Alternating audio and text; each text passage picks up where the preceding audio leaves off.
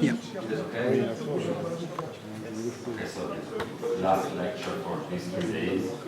Thanks for coming. So, as I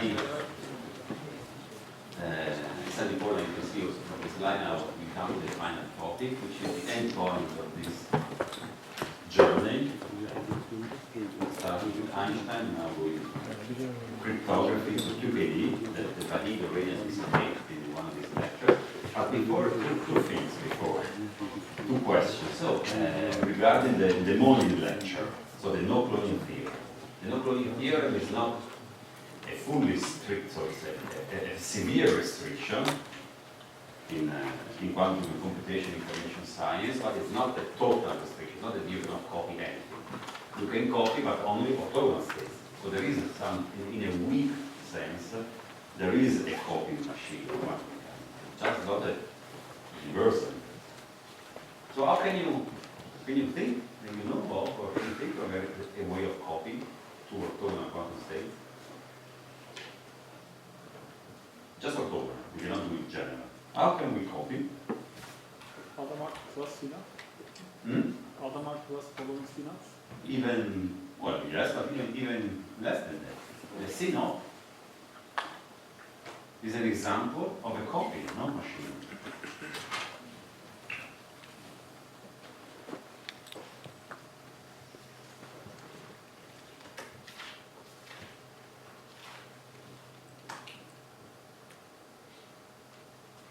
That's the CNOP, no? You can copy 0 and 1. So this is the, it's set to 0. This is your input, the input of your copy machine, either 0 or 1. If you input 0, the outcome will be 0, 0. But if you input 1, because of the CNOP, it will be 1, 1. No? Trivial application of the symmetry. So you see that copying is easy to copy to states. The point is that you can copy only those 2 states. Exactly. That's the limitation. For any other state, you will get a superposition, as we discussed before. Okay. So that's very simple. It's very simple to clone states, but not really just 2 or 4 or 3 or more, but always of clone. The other question that was triggered, by a comment during the break, is teleportation. We saw the teleportation protocol. Is teleportation violating the no-cloning theorem? Of course, the answer is not. We cannot. No-cloning theorem cannot be violated. Otherwise, we wouldn't speak about the no-cloning theorem. So perhaps the better question is, how come teleportation doesn't violate the no-cloning theorem? You are not bringing it to the other side. You're not bringing. You are copying it to the other side. If you remember, why doesn't teleportation violate the no-cloning theorem? The matter was the conservation of mass. No, the mass is conserved. Here we're talking about states, we are talking. Not the material support for the state. Mass conservation, that? Copy, you recreate. That's good enough as an answer. So you had psi, you teleport it there, but you destroy it. No, that's the answer. So if you look at the protocol, after the teleportation protocol, the state has appeared here, but it has disappeared from there. It's an entire messy state. So it doesn't appear twice, here and there. It appears here at the beginning, it appears there at the end, never twice. So teleportation is not cloning, it's teleportation. So just to fix a few things. Okay, now we continue the detour. So why is cloning a key ingredient of secure communication? So now we say some simple things about cryptography, so some of you already know things. So I will repeat also some things that Vahid already said, but hopefully in a different way so that we can get another angle of the same stuff. So cryptography means that you want to communicate in a secret way a message, and the basic principle is something trivial. You have a message, you have to use a key. Vahid, in his public talk in particular, explained typical ways of transforming a clear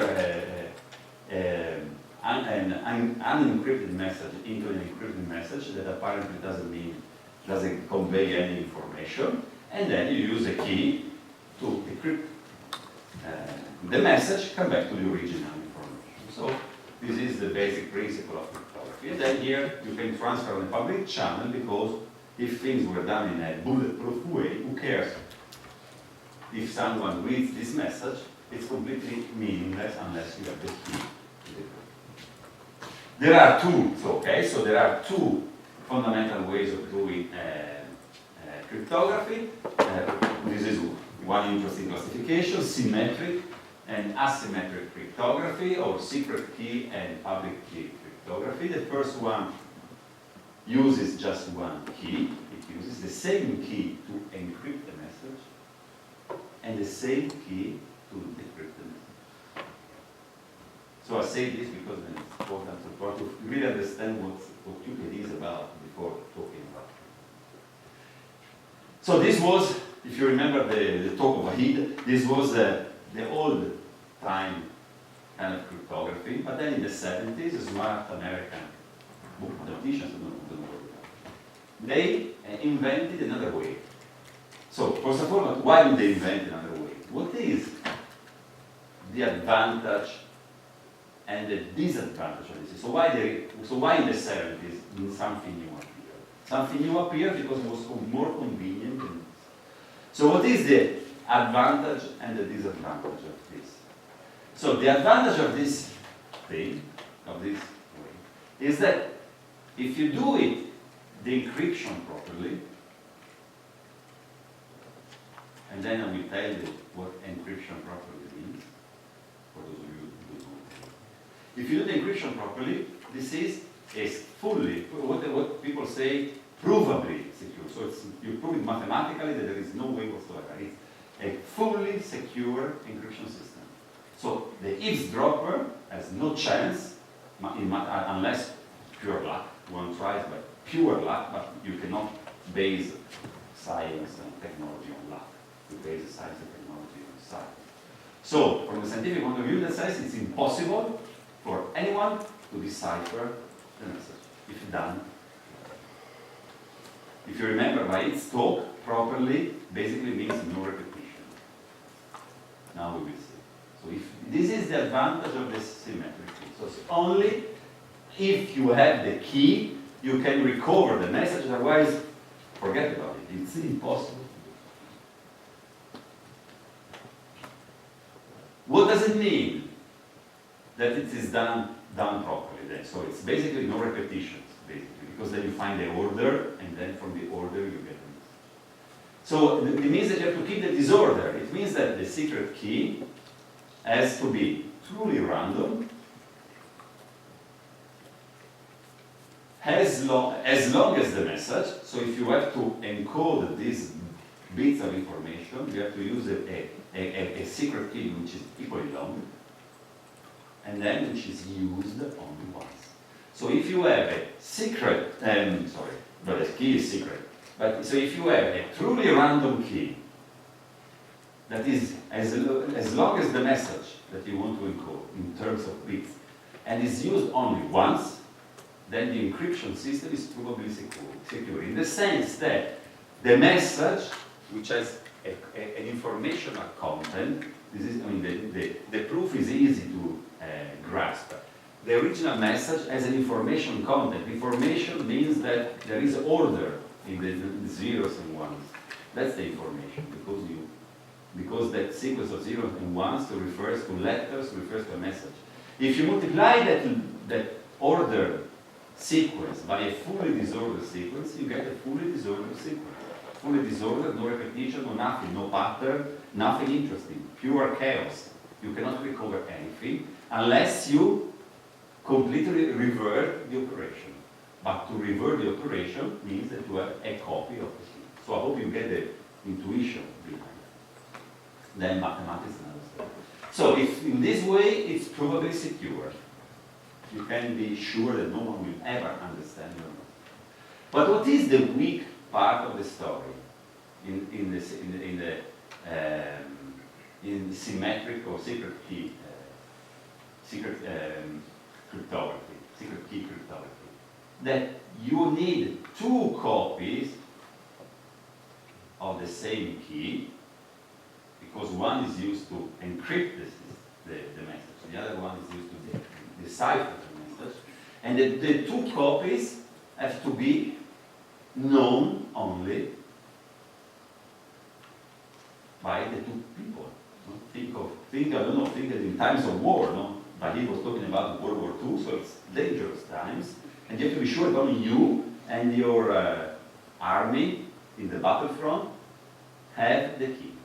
And the point is how you share the key in a safe manner without no one intercepting it.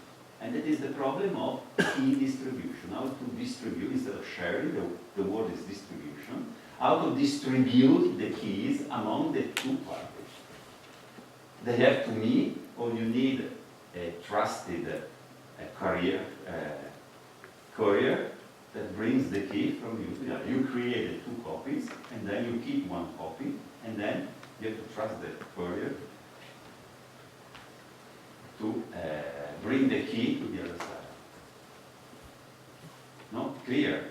That's the big problem. That's the big obstacle. It's a bulletproof system if you use it properly, but the problem is the key distribution. That's the big part of the stuff. They tell me, I'm not an expert in cryptography, so colleagues tell me, I trust them, that this is used for high-level security. So, for example, with governments, when they want to communicate with their embassies, or at certain level of secrecy, or big companies, because it's expensive here, when they have important secrets to share with some colleague or whatever, and then you need to pay a courier. You need to trust the courier. Trust costs. It's expensive system that they tell you never use it. So it's not practical for everyday life.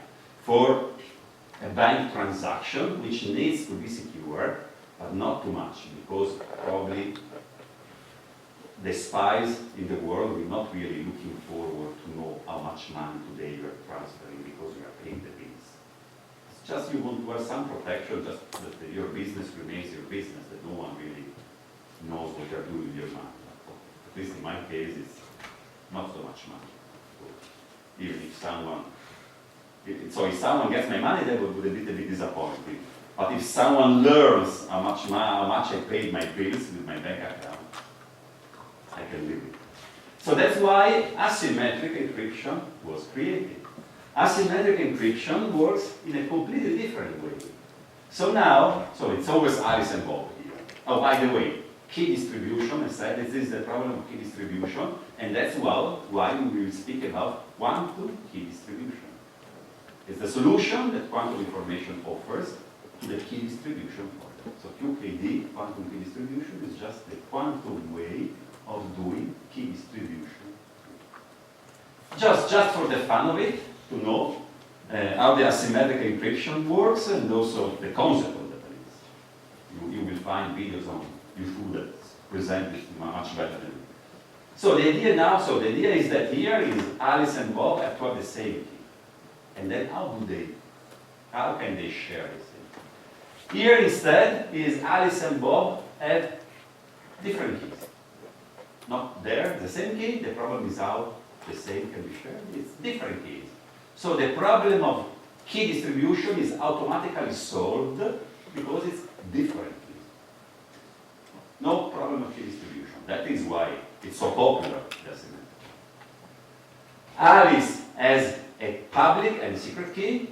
You have to think them in mathematical terms as just one the inverse of the other. Alice has a key, Bob has a key, a pair of keys, completely different, the public and the secret key. Of course, the word public means that everybody knows what the public key of Alice is, what the public key of Bob is. But no one knows what the private key of Alice is and what the private key of Bob is. And no one will ever know, because Alice and Bob didn't have to tell anyone what the private key is. They keep it for themselves. For each of them, they didn't have to share the private keys. Never share. Nothing is ever shared. The message, of course, but not the key. So what is the message then? If Alice wants to send a message to Bob, Alice uses Bob, this is Bob public key of Bob. Everybody knows the key of Bob. Everybody, also Alice. Alice knows the key of Bob because it's public. Alice uses the public key of Bob to encrypt the message, then he sends it to Bob. What is the point? The point is that only Bob with the secret key can revert the operation.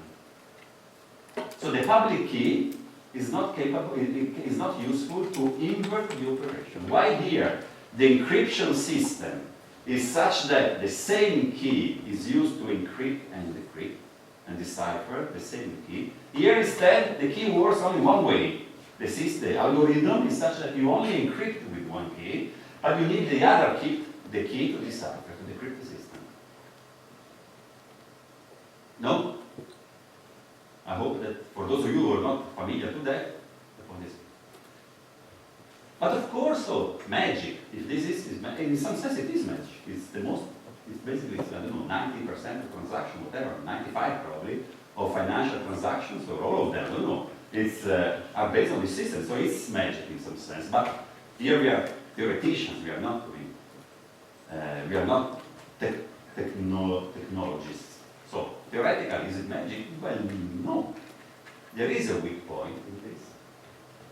That if the two keys, the public key and the private key, are one the inverse of the other, in some loose sense, of course, the story is much more complicated than this, but if in some sense are one the inverse of the other, or at least if one is used to encrypt and the other one is used to decrypt, it means they are linked to each other. It means that from the public key, you are in principle capable of recovering, from the public key, you are capable of recovering the private key. So this system is not provably secure. In principle, it is possible to violate the system because once the public key is public, from the public key, there is a one-to-one correspondence. You can reconstruct the private key. So why are these systems used? Simply because the algorithm to recover the private key from the public key is very expensive in terms of computational power. It takes a lot. It's a problem that you heard of, certainly it's a problem of factorization. That is, again, I'm cheating in the sense that I'm telling the story, too simple the story, but it's more or less the same. This is the product of two vastly large numbers. So I give you the product.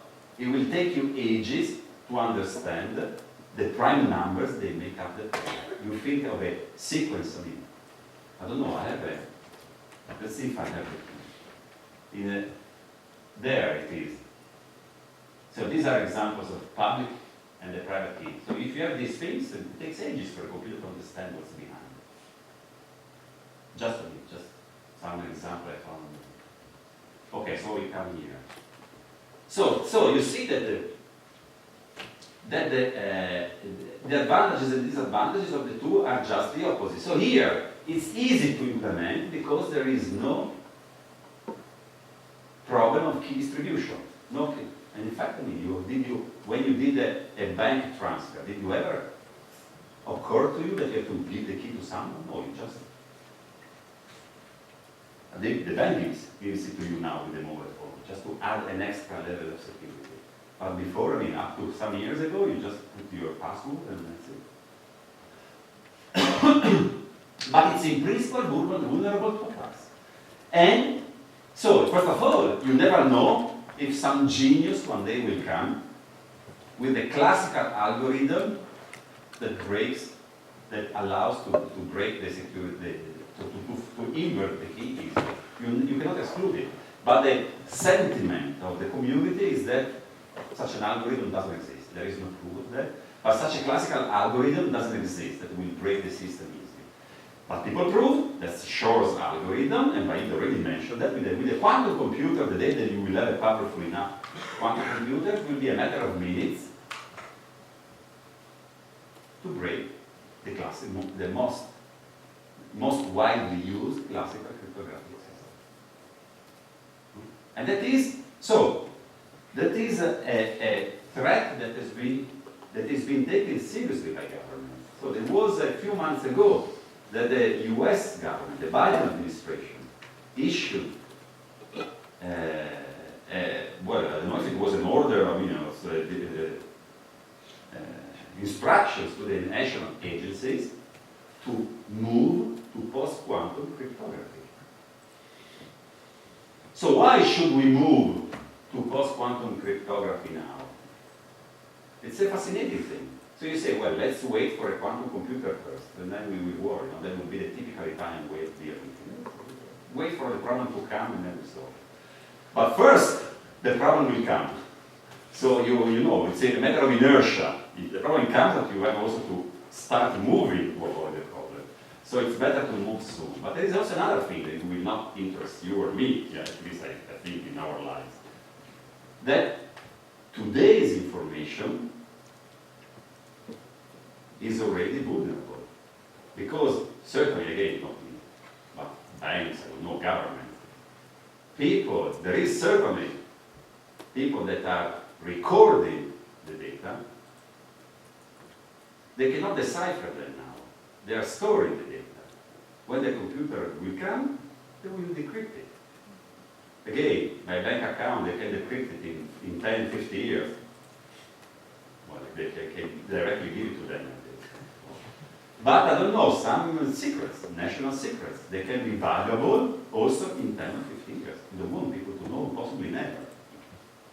So already now, these systems are, so if you have that level of security, I don't know if you, it's just I'm saying this just because I'm married. If you want to cheat on your wife, be careful already now, because in 15 years, the wife, if she buys a quantum computer, can discover that, and wives have a very long memory. So just to make it a bit light on that. So okay, so I just find it fascinating, this thing, as an academic, that's the thing. Okay, so quantum computer. So that's a nice, the funny part, interesting, important, seriously, because I mean people's lives can sometimes are hidden behind this. This is business. But again, we are here in an academic experience, so we can also make some of this. So quantum computing, sure factorization algorithm takes away security. Oh, by the way, now I open also this. It takes away security from here. Just for your information, since I really like reading these things. So, what is post-quantum cryptography?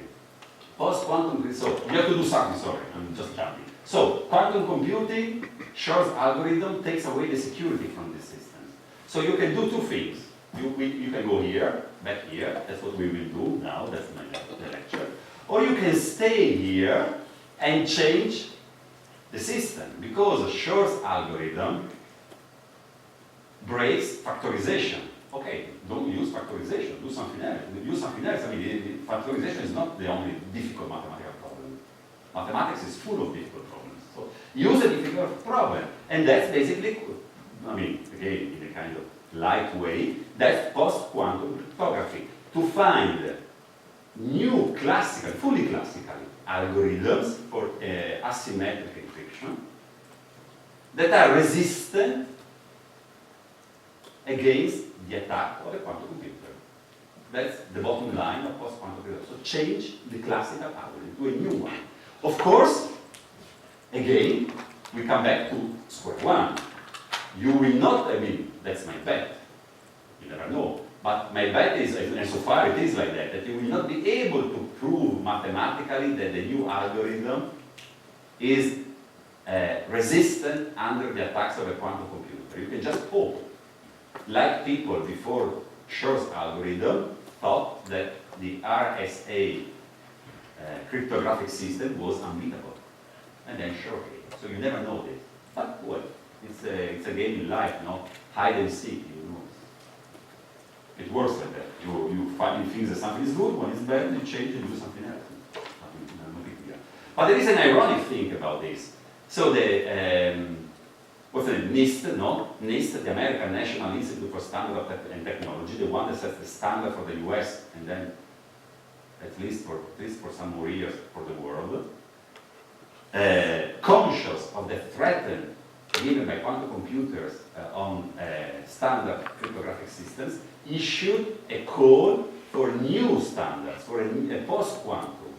So a selection invited people to propose for new post-quantum cryptographic systems. So there was a selection, went on, and at the end of the day, there were 3 algorithms that were selected, and they were announced. So there was it's a long-term process, of course, but one step of this process was to select 3 candidate algorithms, among which to choose one as the new standard, or one of the new standards, whatever, for post-quantum cryptography.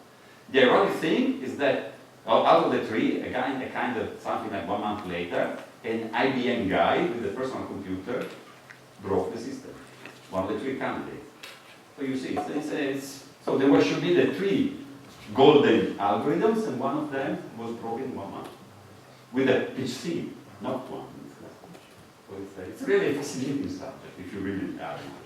Okay, so quantum mechanics, quantum computing takes away from here, but it gives it back here. And that's, let's see, that's quantum key distribution.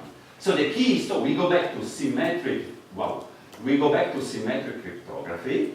The issue is key distribution. So you can do the full communication system quantum mechanically. That's quantum communication. Now we talk about a smaller part of the story. The entire secure system is classical, except for one thing, which is the generation of the keys. That's QKD.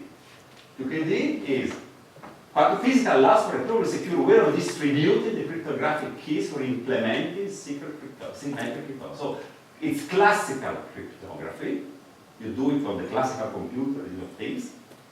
But the generation of the keys is done quantum mechanically. So one part of the story.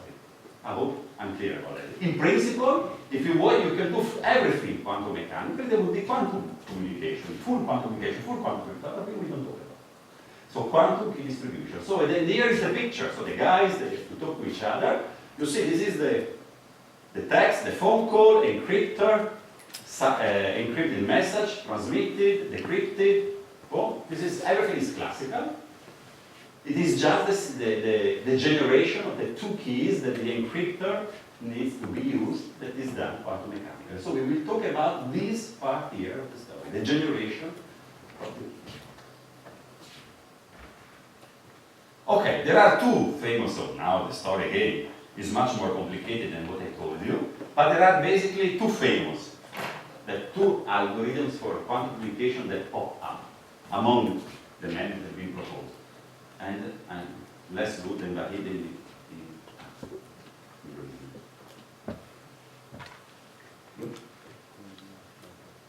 yeah.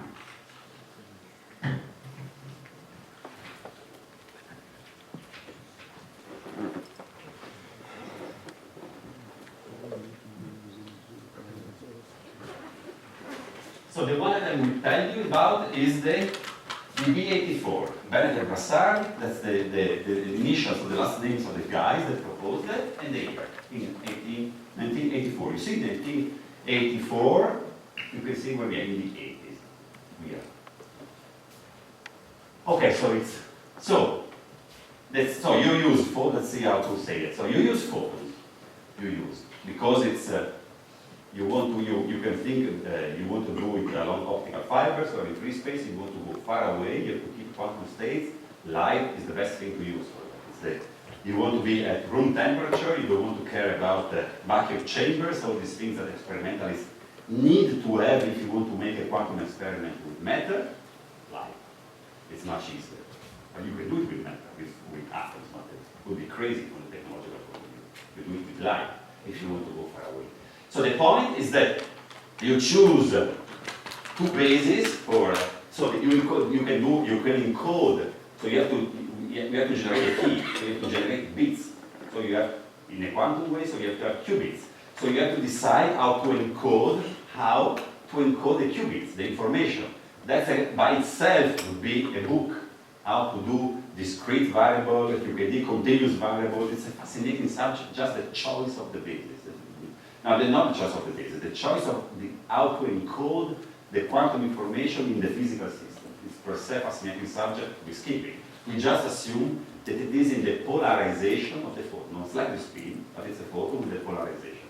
So it's like spin up and spin down, but now it will be vertical. Instead of up and down, it's horizontal or vertical. That's a possible choice of basis, two orthogonal states. And that's called the rectilinear basis. Or you can, for example, you can choose any basis. So for example, 45 and 135, this is also an orthogonal basis of state. It's called a diagonal basis. That's the standard choice. In principle, you can use any basis. Why? Why am I starting with two bases instead of just one?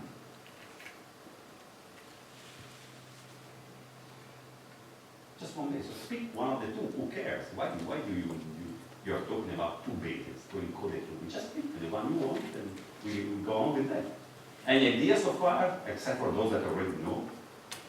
Because an eavesdropper can just measure and get information that the buff is actually need to check. Yes, or, that's correct, or in a different way, because we want to use the non-cloning theorem to prevent eavesdropping. Remember that the non-cloning theorem blocks you from doing what you want only if you have non-orthogonal states.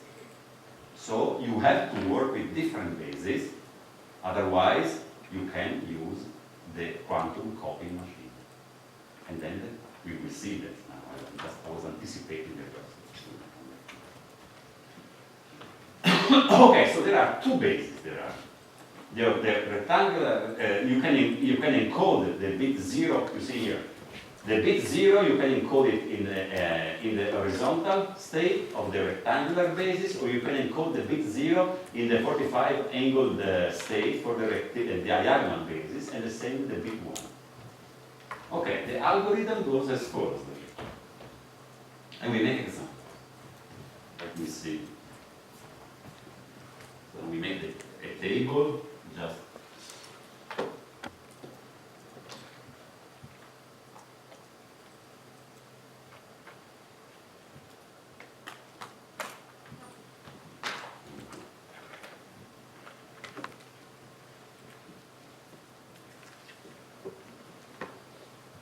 then I will summarize.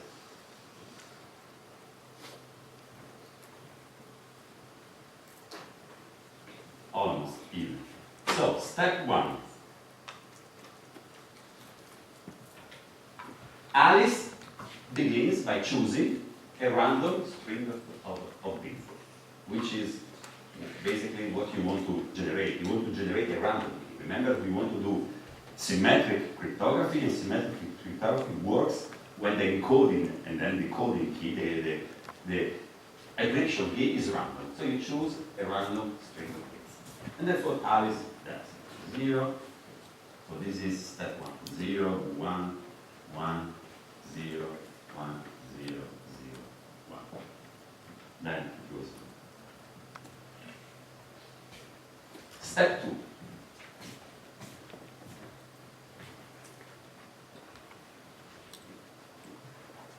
Alice, so for each bit, Alice, again randomly, chooses the basis, one of the two bases for the encoding. Remember, so the key is classical, but you want to encode it in a quantum state. So now we have a classical string, we have to encode it in a quantum state. And then Alice chooses the basis in which to encode. Again, randomly. So it could be rectilinear, rectilinear, diagonal, rectilinear, diagonal, diagonal, diagonal, rectilinear. So I do Alice and then I do Bob in red. So black is out. Okay, now Alice does what she has to do. So she has the classical bit, she chose the basis how to encode, and now you have the encoding. So you have the state. It's the opposite. So what did I say before? Because here now, I guess it's an opposite to what I said before. So 0 is horizontal, 1 is it's opposite. So 0 in the horizontal basis is an horizontal vector. 1 in the horizontal basis is a vertical vector. 1 in the diagonal basis is a vector at 135 degrees. 0 in the horizontal basis is this. 1 again in the vertical basis is this. 0 in the, not vertical, in the diagonal basis. 0 in the diagonal basis is this. Again, 0 in the diagonal basis is this. And 1 in the rectilinear basis is this one. Clear what I'm doing? So now the arrows means a quantum state. So I should write the bracket. I don't want to do that. Now we have encoded the classical bit into a quantum bit, quantum state, choosing randomly a bit.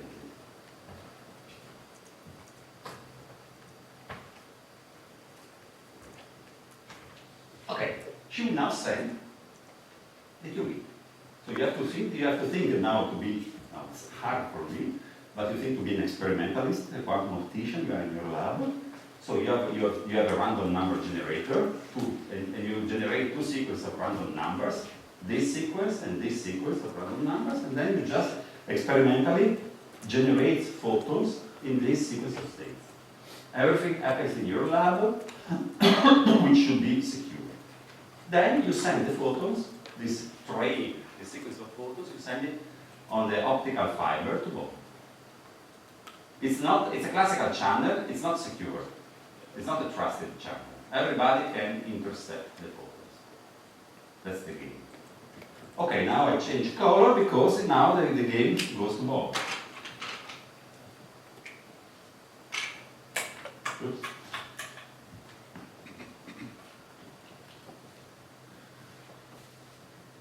So we make it like this because now it's Bob.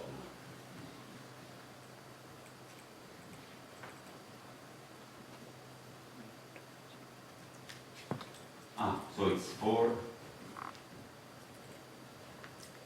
and probably more. So the first thing that Bob does is the same as Alice in point 2.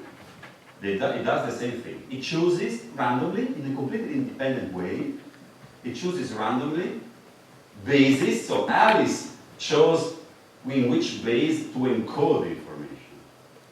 Bob will choose a base randomly to detect the information, to measure the information that Alice is talking to Bob. Then if Bob talks to Alice, we do the opposite. So Bob decides in which basis to measure the state of the photons, of each single photon is coming. Of course, each single photon means, just to make a technological parenthesis, that Alice and Bob have to agree on which one is the first photon, which is the second, which is the third, which is the third. So in implementing quantum cryptography, QPD, there is an issue of synchronizing clocks. Again, it's a little universe of technological development in order to make QPD. It's a little piece in order to make QPD work. You need to synchronize the clock because the two have to know which one is the first, which one is the second. Okay, Bob chooses the basis. Randomly.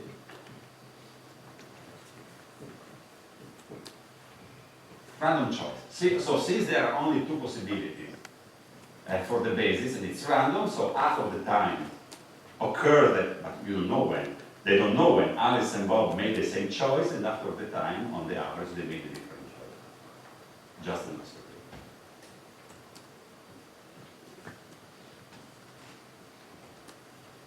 Okay, now Bob measures the state. So probably, I don't know if it's step 5, let me see, how do I number them? No, it's always step 4, so I'm sorry that I'm not consistent with the date. So now Alice makes a measurement, so we know everything, so if, Bob makes a measurement. So if Bob measures this state with this basis, since it's an eigenstate, you will get exactly nothing, the state will not change, it will be the same state. Here instead, Alice prepared the second photon in the rectilinear basis, but Bob is measuring the diagonal basis. And then here something and you have the collapse of the wave function, this can happen, or the other one. For example, this one. Here, the basis is the same, so the measurement will not change the state of the system. Here, the measurement will change the state of the system. Here, the measurement will change the state of the system. Here, the measurement will not change the state of the system. Here, the measurement will change the state of the system, and here, the measurement will not change the state of the system.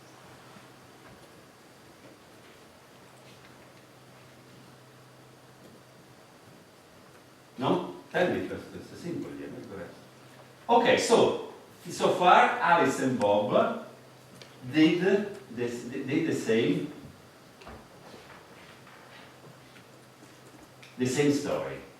So if it did the two things, Alice and Bob operated independently one from each other, secretly in their labs.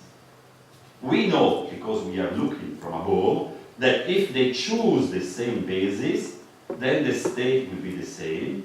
If they choose different bases, then who knows what happens. It's just quantum.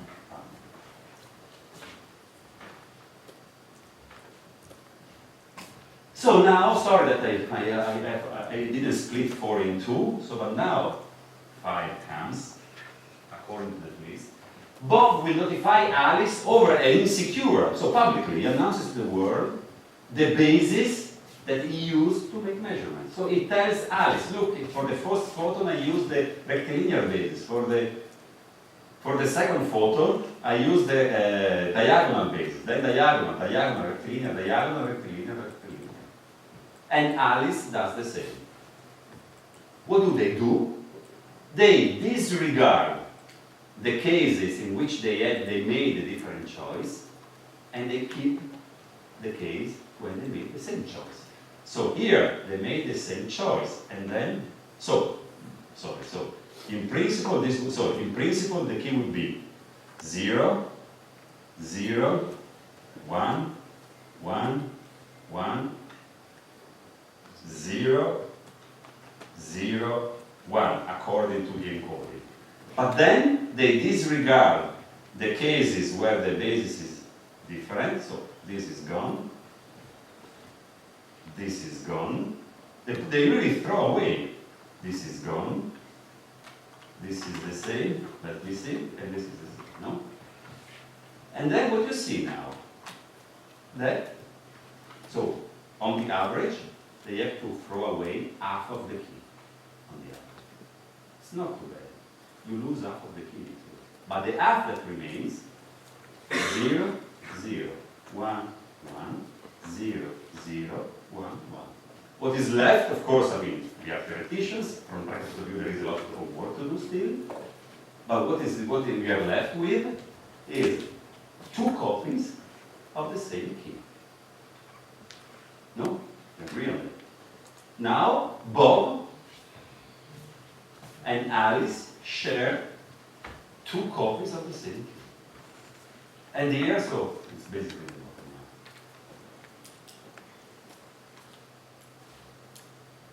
line. Okay, so now the story comes. So far it's not such a big, so here I'm sorry that I realize only now that in this picture 0 is encoding the vertical one and 1. A matter of convention. This is not important. Now the story comes. So why is this a secure way for communication? Because at the moment it seems that we just made things a bit more complicated. That the classical information is being transferred into a quantum thing that just traveled from Alice to Bob, which has been then turned back into classical information. So why is it intrinsically secure? So now suppose that there is an eavesdropper, Eve, that wants to, she's intercepting the communication and wants to understand the key. Of course, she can do a very damaging thing, take the photons out, take the photons away. But this is not a smart thing to do, because if she takes the photons away, Bob will not receive photons. Then Bob will tell Alice, look, I'm not receiving your photons.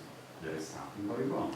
and then you stop the key distribution. Remember that we are at the stage of key distribution. Yet the message hasn't been encrypted and hasn't left Alice yet. It's only the stage of generating the key. So if Eve, the eavesdropper, takes the photos, then Bob sees that no photos are coming, and so they abort the protocol, they resolve the problem, and then they start again. So they cannot be, so it's not a viable strategy for Eve to take photos. It would be as if you cut the wire, you interrupt the communication, but it's not the point. The point of Eve is to not to get it is to get the key without that Alice and Bob knowing that she got the key, because she wants Alice and Bob to use the key to encrypt the message. Okay, so that's not possible. And by the way, that is the reason why you have to do QKD with single photos. It's not that you can do QKD with a bunch of photos, encoding the qubits in a bunch of photos in a, I don't know, in some coherent state or whatever. There will not be, it's a fascinating experiment from the experimental point of view, but it's not provably secure. You cannot use more than one. So if you want to be bulletproof secure, you cannot use more than one photo. Otherwise, you can take one. If you use 10 photos, you can take one out. And then, so single photos, theoretically. Then practically you have to cope with the technology. So given this, so Eve, what Eve wants to do is to read the information of the photon without removing the photon from the channel. And then Eve knows that the world is quantum, therefore Eve can do only two things she can do. Either she can interact or she can measure. Only two things she can do. Because quantum mechanics, there are only two possible operations, unitary evolutions. Then you can make things more complicated, but the bottom line is that you can do either unitary evolution or measurement. Now let's take the first thing, unitary evolution. Why would, so how, what is the only intelligent way in which Eve can use unitary evolutions on the photon? To copy the state of the photon. Because Alice doesn't want to change the state of the photon. Because if she changes the state of the photon, then Bob will understand it. We come to that now. So if Alice uses unitary evolution, interactions, so you do something, you keep the photon somehow. If Alice uses unitary evolutions to change the state of the photon, Bob will, and Eve, does that. Alice and Bob will notice that and will abort the system. Eve doesn't want to do that. Eve wants to copy the state of the system, because copy means that you leave the state unaltered. You just copy without changing. That's what Eve needs to do. Copy the state without changing it. And here comes the no-cloning theorem. It's what we saw before. Now what we learn. What we have learned from that crazy paper. So the paper was not so crazy at the end of the day, because that paper wanted to do exactly that. Can I copy the state in order to learn about the state? The answer is no, the no-cloning theorem. So whatever machine that Eve uses to copy the state will not allow her to understand the state, because it's exactly the same story of the flash machine before. Bob wanted to use the copy machine to understand the basis used. Remember the morning thing? Bob wanted to amplify, to copy the states, to understand which basis Alice measures. Not possible. It's not possible. The no-cloning theorem. So that is the importance of the no-cloning theorem in improving the security of the BB84 of quantum cryptography.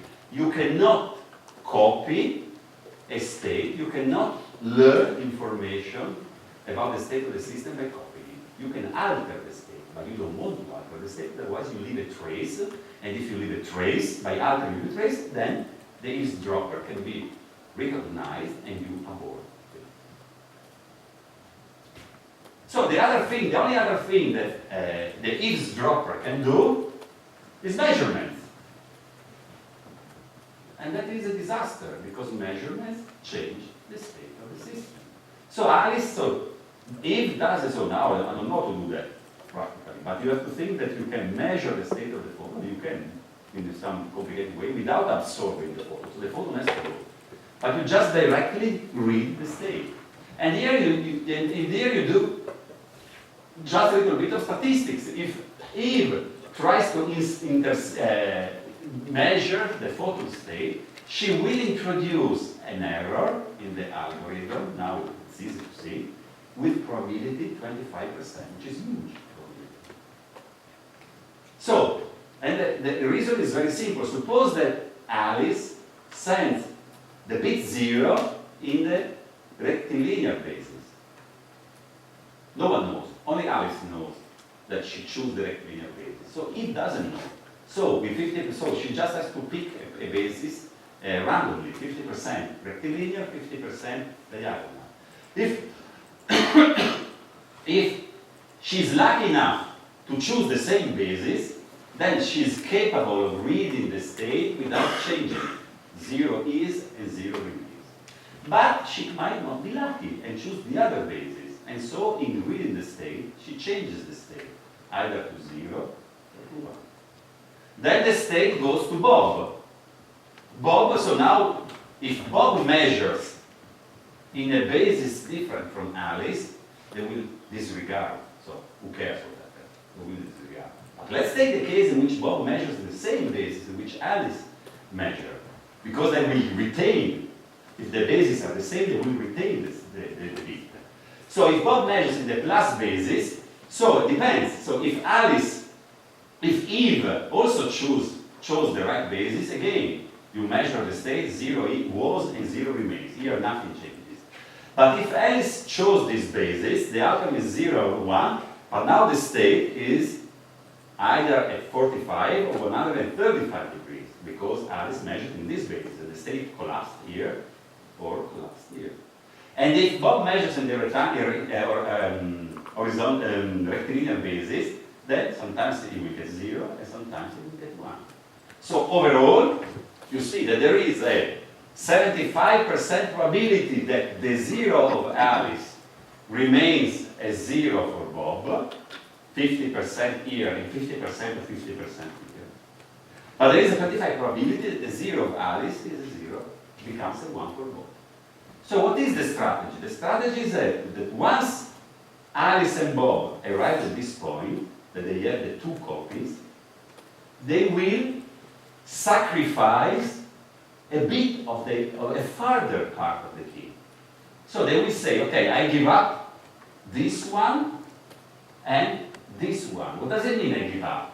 I publicly, so I burn the information, I publicly compare the outcomes here. The expectation is that they should have the same value. The bit should have the same value. But if it is the same value, then they know that Eve could be also the environment, some dirt in the optical fiber. It doesn't have to be a physical process, it be something. They publicly compare another part of the bit, of the key. The key, in principle, if in a perfect channel, without any interference, without any disturbance, without any dropping, the remaining key at this stage should be perfectly equivalent. Just 2 identical copies. They compare part of the keys, and if it's different, then something happens. And here you have the proof that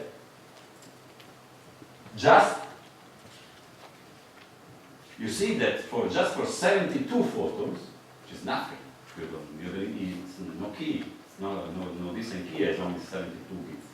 With 72 photons, the probability that at least 1 bit in the process went wrong is, the probability that something went wrong is 0.9999999, this is 1.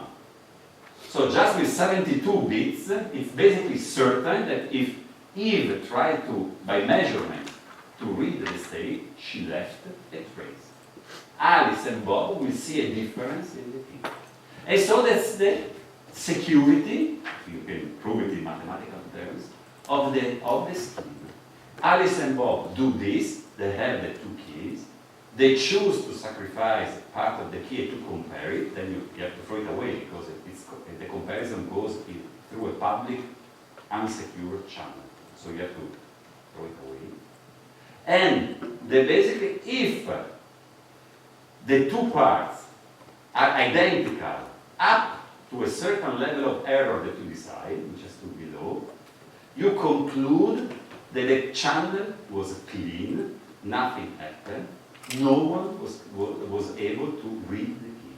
And you know that only you two have the two copies of the key that you can use for encrypting the system. If instead something goes wrong and there is a too high error rate, then the channel is not secure anymore, either because someone tried or because there was some disturbance, whatever, by chance that happens, but the channel was not secure. You are not anymore capable to certify that only you two have the same copy of the key, and then you decide whether to take the risk or to abort the process, resolve the problem, and start again.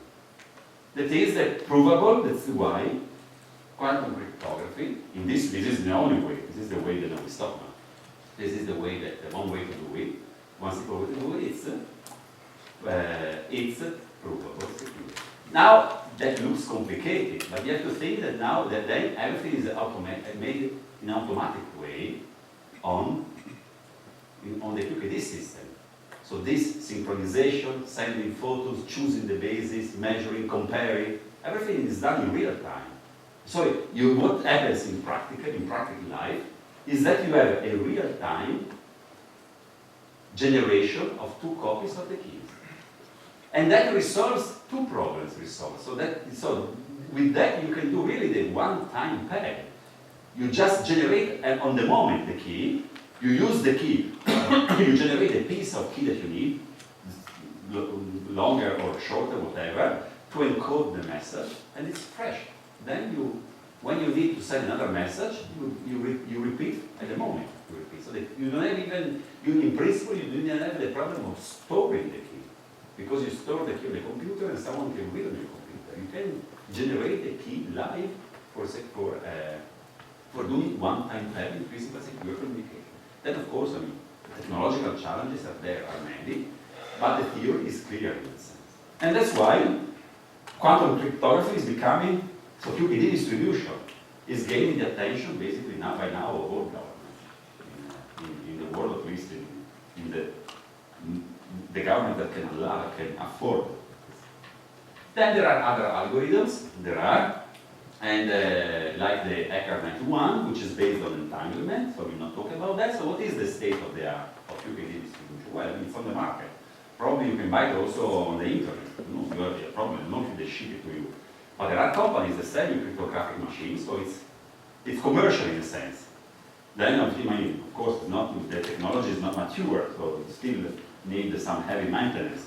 But it's commercial. You know that China is leading at the moment in the use of QKD, both on fiber. They have this quantum channel, optical fiber channel goes from Beijing to Shanghai, I think. So how much is it? 3,000 kilometers, I'm just going by memory. Where they exchange cryptographic key. They were the first in the world for going on the satellite. It's a famous vicious experiment to proof of entanglement. It was important scientifically. Entanglement can be generated between the Earth and the satellite.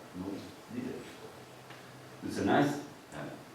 And then many other countries. There is a project also the European Union, the EuroQCI. It's a project, you can Google it and you find it, to build the European network for secure quantum communication. It's an ambitious project that will take time to connect the centers in this way, of course, a variation of this.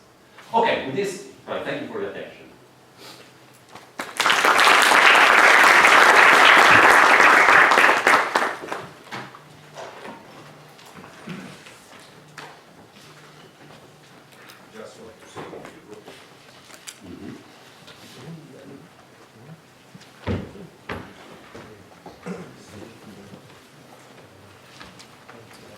So we finalized our 3-day spring school on quantum photonics and having full of discussions, exciting discussions on the fascinating topics of modern quantum science.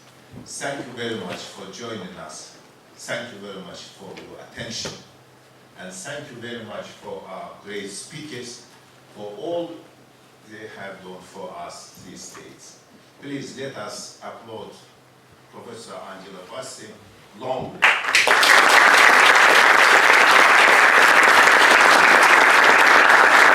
live. So finally, stay in touch. That's all. Thank you for coming to the school and for all the organization of the class. Thank you very much for the invitation. It was very much appreciated.